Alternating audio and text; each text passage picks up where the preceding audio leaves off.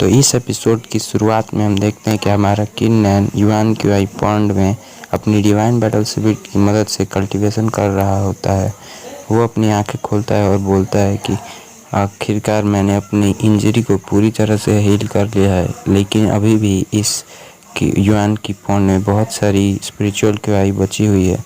मैं इसकी मदद से ब्रेक थ्रू भी कर सकता हूँ।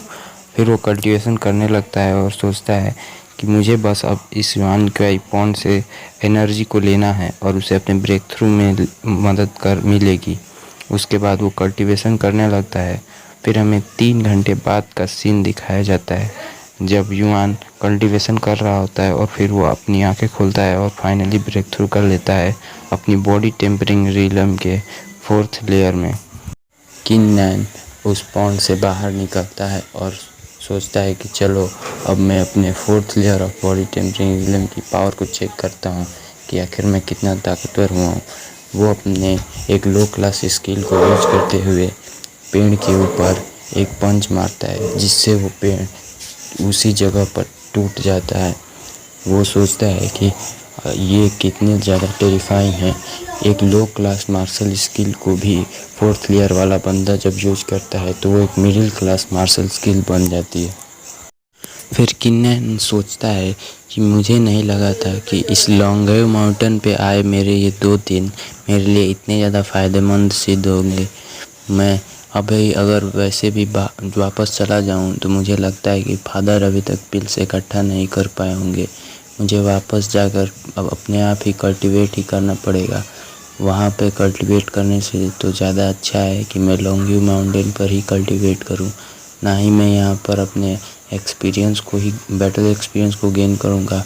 अगर मैं लकी हुआ तो मुझे लगता है कुछ ऐसा भी मुझे मिल जाए जिससे मैं अपने कल्टीवेशन लेवल को और बढ़ा पाऊँ। फिर हमें दिखाया जाता है कि किन वहाँ पे बहुत सारे मॉन्स्टर्स के साथ फाइट करता है और उन्हें हरा कर बहुत ज़्यादा एक्सपीरियंस गेन करता है।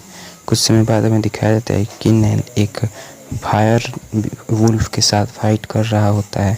वो फायर वुल्फ उस पर रोर करते हुए अटैक करता है, जिससे किन डॉज कर लेता है और अपनी स्वॉर्ड को निकालते हुए एक ही अटैक में बस उसे मार देता है। वो सोचता है कि अब एक 5th ग्रेड का कोई भी डेमोनिक बीस्ट से मैं आसानी से फाइट कर सकता हूँ। फिर वो अपनी स्वॉर्ड को देखते हुए सोचता है कि मेरी थंडर क्रैश सैबर आर्ट भी स्ट्रॉन्गर होती जा रही है। मुझे लगता है कि ये जल्दी ही रैंक अप करेगी।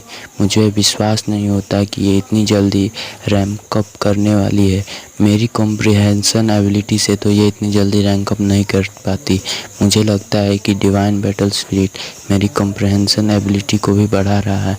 अगर ये किसी की कॉम्प्रिहेंशन एबिलिटी को बढ़ा सकता है तब तो ये बहुत ही ज़्यादा ताकतवर है। मुझे तो सोचकर ही डर लग रहा है कि जब इसका लेवल अप होगा तो क्या होगा। तभी किन्नन को वहाँ घोड़ों की चलने की आवाज़ सुनाई देता है। वो उसे सुनकर कुछ सोचता है कि लगता है कि वहाँ पर कोई है, मुझे जाकर चेक करना चाहिए। वो वहाँ पर जाता है तो हमें कुछ लोगों को दिखाया जाता है, जहाँ पे एक आदमी कह रहा होता है कि माय लेडी, मुझे लगता है कि उस चीज़ को उधर होना चाहिए। उसे देखते ही किन्नन पहचान जाता है। वो बोलता है ये तो वही है, लेकिन आखिर ये यहाँ पर कर क्या रही है। फिर हमें उस लड़की के बारे में बताया जाता है कि जिसका नाम फेंग जुई होता है और ये फेंग क्लैन की पैट्रियार्च की सबसे छोटी लड़की होती है। हमें फेंग क्लैन के बारे में बताया जाता है कि फेंग क्लैन एक बहुत ही पावरफुल क्लैन है जिसकी हिस्ट्री 100 साल से भी पुरानी है। इस क्लैन के पास बहुत सारे डिसाइपल्स हैं और ये बहुत ही ज़्यादा बड़ी है। यहाँ तक कि ये भी हो सकता है कि ये क्लैन किंग क्लैन से भी ज़्यादा ताकतवर हो। और ये क्लैन लिनसुई सिटी की टॉप 2 क्लैन में से एक है। तभी हमें उस लड़की को दिखाया जाता है जो बोलती है कि तुम दोनों बेवकूफ़ क्या कर रहे हो। तुम लोगों ने क्या उस मैप को ठीक से देखा है? क्या हम सही जगह पे आए हैं? अगर तुम दोनों ने मुझे गलत डायरेक्शन में ले गए तो मैं तुम लोगों को छोड़ूंगी नहीं। वो सर्वेंट डरते हुए बोलता है माय लेडी, हम बिल्कुल सही जगह पर आ रहे हैं। हमने बिल्कुल अच्छे से इस मैप को फॉलो किया है, लेकिन हमने इस मैप को फॉलो करके जो बेकार सा केव ढूंढा था उसके अलावा यहाँ पर और कुछ भी नहीं है। हमें नहीं लगता कि यहाँ पर कोई ट्रेजर है। मुझे तो ये लग रहा है कि ये मैप फेक हो सकता है। जिसे फिंगजी गुस्सा करते हुए बोलती है कि वो मैप फेक कैसे हो सकता है, तुम लोग ढूंढते रहो, हमें ज़रूर ही आसपास कोई ट्रेजर मिल जाएगा। अगर तुम लोग ढूंढने में फेल हो गए तो मैं तुम लोगों को ज़रूर एक लेसन सिखाऊंगी। जिससे वो लोग काफ़ी डर जाते हैं और यस मैम बोलते हैं। सुनकर किन्नन सोचने लगता है, तो ये लोग यहाँ पर कोई ट्रेजर ढूंढ रहे हैं। मैं सोच रहा हूँ कि आखिर वो कौन सा ट्रेजर है जिसे ढूंढने के लिए फेंगजू इतना एक्साइटेड हो रही है। तभी उन बंदों में से एक बंदा किन्नन को नोटिस कर लेता है और उसकी तरफ एक चाकू थ्रो करते हुए बोलता है, कौन है वहाँ पे, जल्दी अपने आप को बाहर दिखाओ। और हमें देखते हैं कि वो चाकू किन्नन की तरफ जा रहा होता है। तो ये एपिसोड यहीं पर समाप्त होता है। आपसे मिलते हैं हम अगले एपिसोड में, तब तक के लिए गुड बाय।